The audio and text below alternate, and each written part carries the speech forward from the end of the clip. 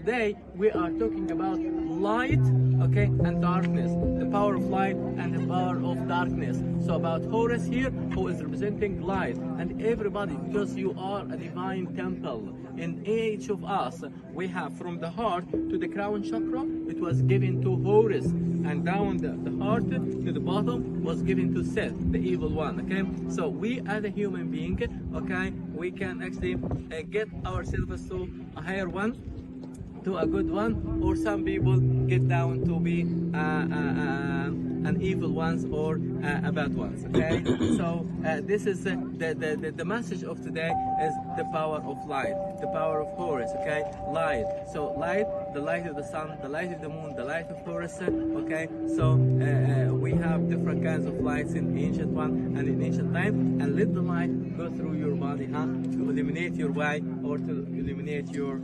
life. Okay.